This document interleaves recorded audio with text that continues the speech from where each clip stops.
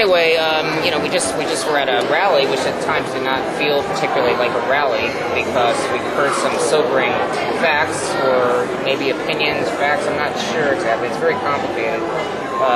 This whole issue, and I'd like to hear your. I know you spoke already, but I'd like to hear if you have some more thoughts on how we're going to move forward at this point, given all the obstacles that Congressman Moran and others brought up today.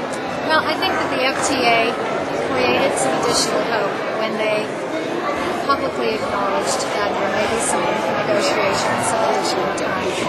As I indicated during my remarks, the legislature has not been asked for their input by the governor specifically, or by the local government representatives who are the decision makers on this.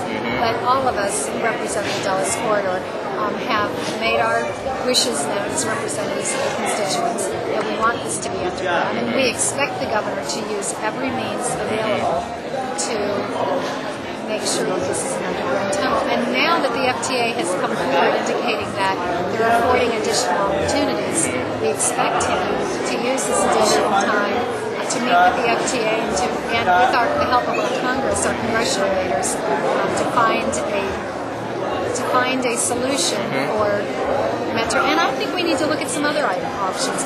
This was originally meant to be getting rail to Dulles. It was not about getting rail around Tysons Corner. And I think part of the dialogue needs to be, do we need that? Do we need that circle of rail around Tysons at this point? Should we just take the rail out to Dulles Airport? Certainly that would cut a considerable cost. You can go back and utilize many other technologies and options. This is a wonderful technology that's being used in Europe presently. You're saying to go back later and so run the rail out to Dulles and then later put stations in Tysons? No, I wouldn't use Metro. There's a new technology that provides for a light rail system that you do in a loop.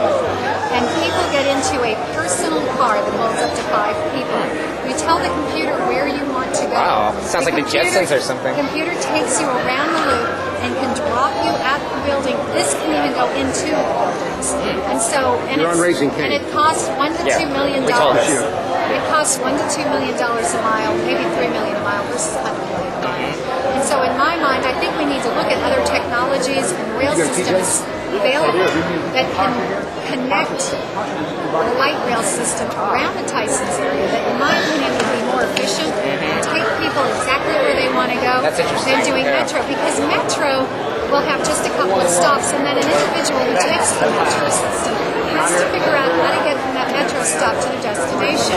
And if it's not convenient, in my opinion, people are not going to choose to utilize Metro to take them through the Tysons area. If we utilize this new technology, which is working in Europe, and allow people the opportunity to get into an individual car and go exactly where they want to go, that makes the system very efficient, and I think better utilized. Is that a real option at this point? I believe it sounds like science fiction almost. It sounds great, but if they're doing it in Europe, I guess it's not science fiction. It's a real option, and we have a company in Reston who is actually actively involved, brought it to my attention. And I think that if we're giving this extension by the FTA additional time, then we need to look at other options on how to bring people around the Tysons area outside of using Metro.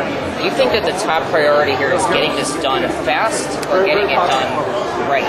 Let's put it that way. Well, my personal opinion is that we need it's a project that is going to be in place for 100 years, and we need to do it the right way. Being short-sighted has never brought anyone where they need to be in the long run. So if it takes a few more years, to get it done right, you'd be okay with that? Well, I would be okay with it. I think what dialogue needs to take place is, are you willing to lose the project and never have the money available? And it's hard to be able to respond to that because we don't have all the information, in my opinion, that we need from the FTA to make a good decision. But I do think we need to look at these other technologies that are available and perhaps generate a resolution where you've just got that Metro out to Dulles, but you have these other technologies taking people throughout Tysons Corner that takes them exactly where they want to go. No, it's very interesting. I never knew about that. It's inexpensive. It's more efficient way to take people to their destination point. And if we've got this extra time, maybe we can start talking about that as well. Yeah. Is this rally today, is this indicative of what is the passion and the sentiment that you're feeling in your district, or is this anomalous? I think the Vienna area, as I said in my comments, is a very passionate district. Made of very well-educated people who stay on top of what's going on in their community. we've had another issue, which is whether we develop the intersection at 100 Mill, the Dulles Toll Road, and Sunrise Valley, Sunset Hills. And my constituents along that corridor worked very hard.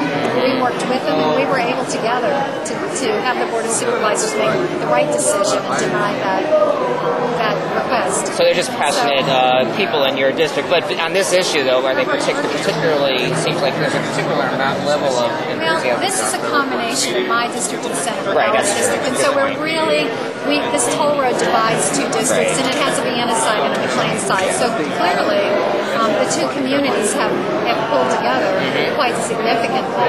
But it's very clear that the folks that I represent feel very passionately about this. Okay. And I have always been extremely responsive to my constituents, and I will continue to be in this I'm sure we'll be hearing a lot more about this in the months to come and in the election to come and all that. So thanks a lot for talking to me. Help us raise money. We need money. Okay. Yeah, well, I'm a Democrat. I know. You know that. But thanks a lot for talking.